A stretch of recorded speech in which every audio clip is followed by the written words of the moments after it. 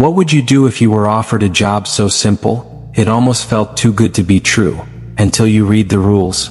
What if those rules weren't just weird, but terrifying? And breaking even one of them meant something far worse than being fired?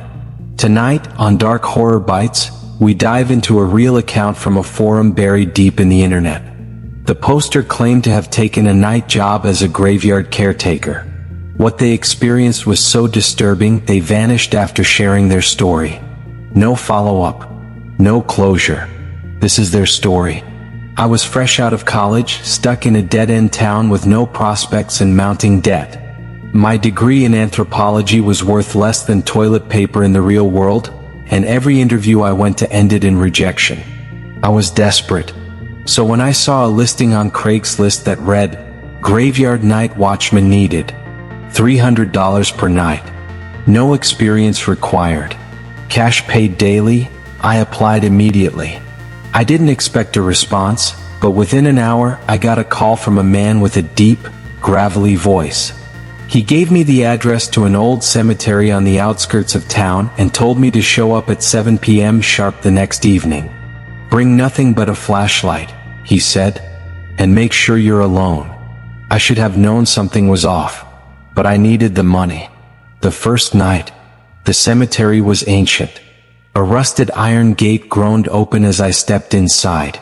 Rows of cracked tombstones stretched into the darkness, and a crumbling chapel stood in the distance like a forgotten relic. Waiting at the gate was a man in a black coat, face obscured by the brim of his hat. He handed me a folded piece of paper. "These are the rules," he said. "Follow them exactly. Deviate and you won't last long." He walked off before I could ask anything. I unfolded the paper. The rules were handwritten, shaky, like the writer had been trembling. 1. Do not enter the chapel. Ever. 2. If you hear crying, ignore it. 3. At 3:13 a.m. you must walk the perimeter once. Do not look behind you. 4. If you see a woman in a white dress, close your eyes and count to 30. 5. Never speak to anyone you didn't see enter. 6. If your flashlight flickers 3 times in a row, turn it off for 1 minute. 7. Leave exactly at 6 a.m. No later. My heart was pounding. Was this a prank? A weird hazing ritual? I stayed. I needed that $300. The first 2 hours were quiet. I walked between graves, flashlight beams shaking in my hand. The silence was absolute. No wind, no crickets. Just stillness. Then around 10 p.m. I heard it. Soft crying. Coming from near the chapel. My body froze. My brain screamed, "Ignore it." I gritted my teeth and kept walking. At midnight I saw something move between the headstones. It was tall. Moving awkwardly like it didn't know how to use its limbs. I turned away. I didn't follow it. Then at 3:13 a.m. my phone buzzed. An alarm I didn't set. It was time. I walked the perimeter just as instructed.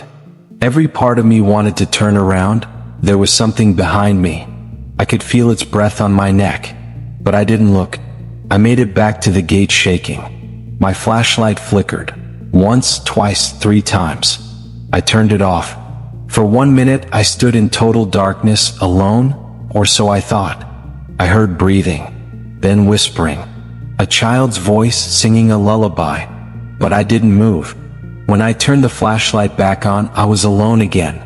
But the graves around me, some were open, freshly dug. Empty. On the 3rd night I saw her. She stood by a grave, long black hair, white dress soaked at the hem. Her head slowly tilted toward me. I shut my eyes, counted to 30. Halfway through, I heard her footsteps, closer, faster. My heart nearly exploded. At 30, I opened my eyes. She was gone. But a handprint was on my chest. Cold. What? By the 4th night, I began hearing voices whispering from inside the headstones. At first it was just names. Then it became threats. "You're not supposed to be here. They're watching. We are hungry." I tried to cover my ears, but the voices drilled into my skull. I passed a gravestone that wasn't there the previous nights. It had my name on it, my birth date, and the current date as the death date. On the 5th night I slipped up. I was walking past the chapel when I heard a voice. "Help me, please. I'm trapped." It sounded like a child. I knew the rule. Do not enter the chapel. But something overpowered me. I opened the door. Inside the air was thick. Dust floated like ash in the flashlight's beam. Pews were rotting and the altar was covered in dried, dark stains. Then I saw him. A boy, maybe 10 years old, sitting in the front pew. He looked up at me with hollow eyes. "I told you not to come in," he whispered. The door slammed shut behind me. The boy's skin peeled back, revealing a skull with eyes still blinking. Dozens of hands emerged from the walls, grabbing at me. I don't remember how I got out. All I know is I woke up outside the gate, face in the dirt, the paper of rules crumpled in my hand with one more line added at the bottom. You get one mistake. No more. That night I quit. I never went back. But the nightmares haven't stopped. Sometimes I still hear the crying outside my window even though I live miles away from that cemetery. And once, just once, I saw a pale woman in a white dress standing at the edge of my street. I shut my eyes and counted to 30. Last week, someone left an envelope at my doorstep. No name. No return address. Inside was a photo of me taken inside the chapel. I live alone. I never told anyone.